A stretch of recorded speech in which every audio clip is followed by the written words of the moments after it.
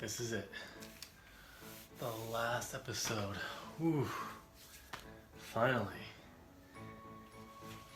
Not the best, but we did it. This is Time with Tim.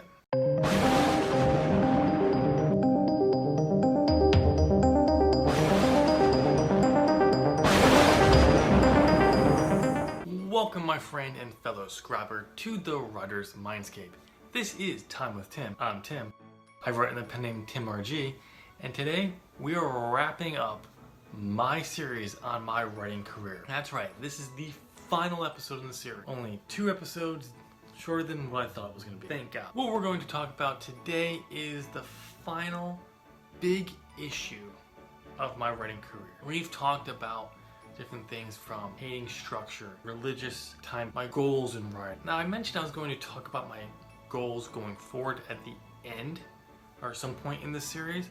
That has now changed because, well, those fit in with the next series we're going to be doing on my Arthurial series, which is the giant overarching story that links all my story worlds together. I will talk about my goals going forward. This is going to be in a different series that will be a follow-up, which will actually, I do think, will tie nicely into this series. That is going to be for another day. So what are we going to be talking about today? Today, we're going to talk about a crucial piece of my writing and how it helped and hindered me in many ways, on top of all the other things I've already talked about in this series. And that is fantasy knowledge.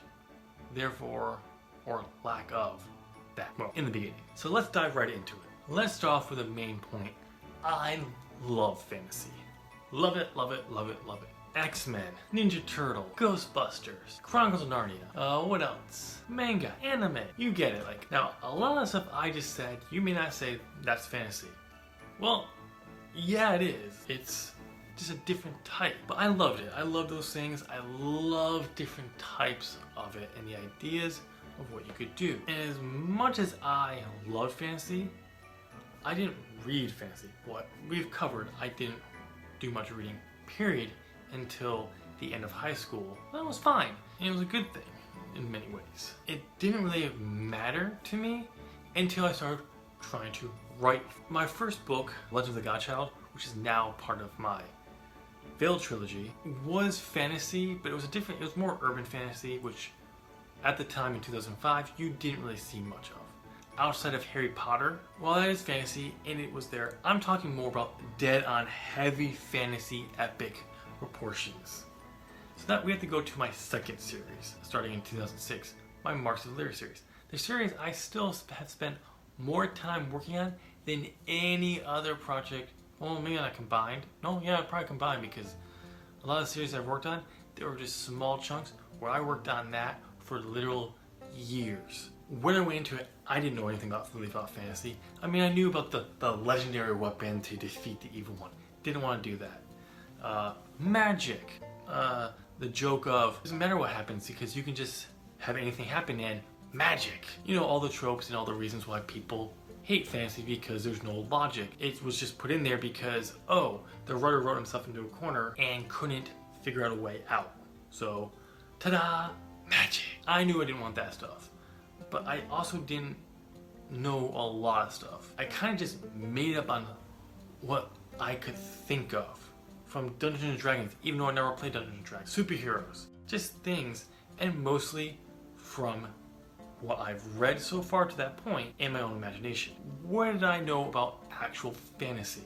Well, I already kind of talked about one of them, Harry Potter. Lord of the Rings, another book series. Did I start going through that yet? No, I don't think I started until that summer? Yeah, I think it was that summer, 2016, I started going through DJ McHale's Pendragon series, which was fantasy since you were going to different worlds, and there was kind of magic, but nowhere, like it was a very soft magic system.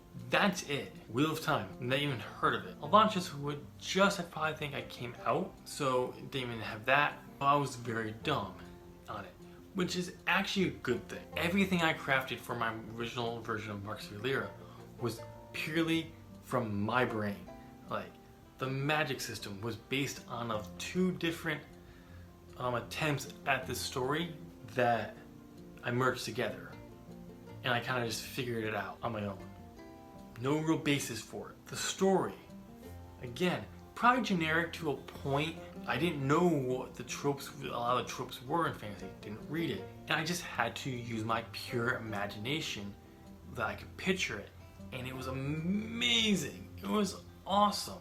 But became an issue because in the later series, I couldn't do that. I got so to a point with Marks of Valera on development that when I tried to duplicate it in other series, I just couldn't. Like when I tried to really flesh out these worlds, I was lacking for ideas, which was a panic at different times. Like, what if this is all I have?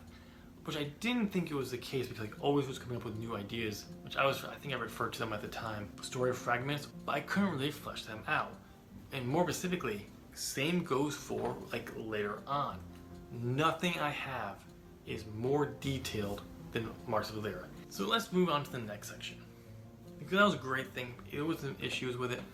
When I started actually moving away from Marks of Valera and try to move on to something and a new story that I had been working on here and there, and I realized my lack of familiarity with fantasy, I started to get familiar. In the wrong place, sort of. I tried to develop a magic system for my Daemonium series, and I'm just like, I visually saw my magic system from Marks of Valera when I crafted it. This I wasn't pulling from different, so I'm like, well, let me go through a book series that does have magic. And I picked up the Throne of Glass. I know the Throne of Glass is a very hot topic on BookTube. I like the story. Not a big fan of the conclusion of that series, but I like it. And it did help me in many ways because it introduced me to fantasy. Multiple times between I would come across other fantasy authors like Brandon Sanderson, which helped in many ways, especially for what I was working on. But when I started trying to push into other ones, like when I went back to my favorite round, when I started listening to Brandon Sanderson in 2015, this led me to other authors like Brent Weeks, Pat Rothfuss, and trying to see how they did magic and how they used it, and other grounds in other fantasy series. And it really helped me understand not just the tropes of fantasy, but how magic works, my own take on magic, and how I'm like, yeah, no, I actually am on a Brandon Sanderson level. You have rules for magic. You need to know these rules. The reader doesn't necessarily need to know the rules, yeah, depending on what you want it, but leads me to the next big issue.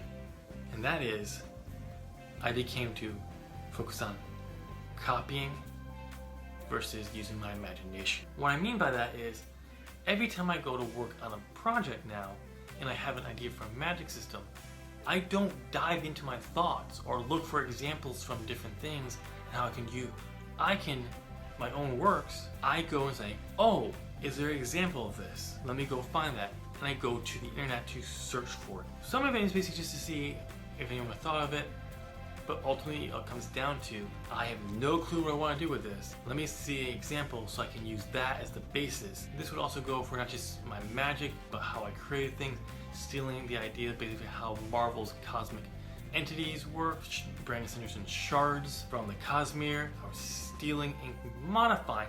Once I modified them, that's where it ended. I didn't really go much deeper.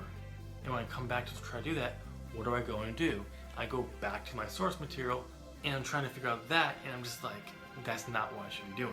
Learning everything about fantasy was a great thing because it gave me more knowledge, but also made me lazy.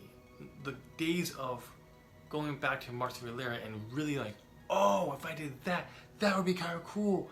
This leads to me the last point, and over the years of all this happening and really reflecting on it in the last year or so, I've really come down to a conclusion. The reason why that has been an issue is I don't know who I am. And it's like, what?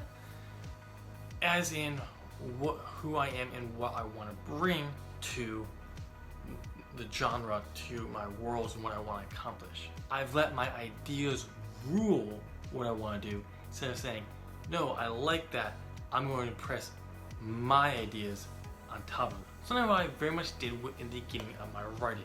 Marks of Valera was clearly taking these interesting ideas enforcing what I wanted to them to be and crafting it. I've said it before, Marcus Valera was supposed to be a retelling, in a sense, in the fun of the coming of Christ story in a different way through a fantasy. Yeah, it's weird. Very much had that in place. I loved it at the time, and it really helped me ground and develop and push things. But the pure imagination was gone. Back then, I could picture it and see it. Now I can't. I can no longer, or at the time, in the past, when I tried this, I'm not picturing anything. If I had to look at it and see why, I think because in the later years of Marcus Valera, I got so focused on trying to fix the plot, I wasn't picturing anything. So it was there, I didn't really have to. So when I tried to go and do it with other books, series and stories, I've forgotten. We're gonna wrap this part of this video up with what is my final conclusion for this part of it, and ultimately for my writing. I need to find me, and I have. I do think I have. I still am on a search. I gotta start looking at what do I want to do for my writing. What am I not seeing in the fantasy genre, and that I do want and can make a difference. And now that I'm more aware of that, I can do it because I actually read fantasy. So it's definitely one of those things where it was very beneficial, but now it's time to hit, who are you? What do you want to bring in? What are the things that you like that could be interesting, different, but could work very well? So I hope you enjoyed this long series about my writing career. We didn't come out the way I really wanted it, because when I wrote down the ideas, it was definitely to get you to know me better, which I do think in a lot of ways it did, and to understand why, where I am in my writing. We haven't accomplished that to the point. I think we're now really getting to it, and we'll get more in depth with the next series on why I am where I am. It was also just I want you to be able to see from my mistakes what has happened to me that's hindered me, so you don't make the same mistakes. And that was ultimately the other part of this series. If you can learn from my mistakes, so I hope that was helpful for you. With that being said, we're gonna wrap this video up. Comment down below and answer the question of the video. Have you ever had those moments of pure imagination where you know they're inspired, influenced by other things, but overall it's like in the moment have you had that kind of experience? Answer those questions down below. I want to highlight my latest Ask for Writers video, the review of Literature and Latte's Scalpel. Yes, this software was developed by the creators of Scrivener. It's a mind mapping software, so a link to that review down below, as well as all my other Ask for Writers videos as well. And you can look forward to my next one, Aeon Timeline. But yeah, that's all I have for you guys. I hope you're having a great week, and I'll chat with you in my next video. Bye.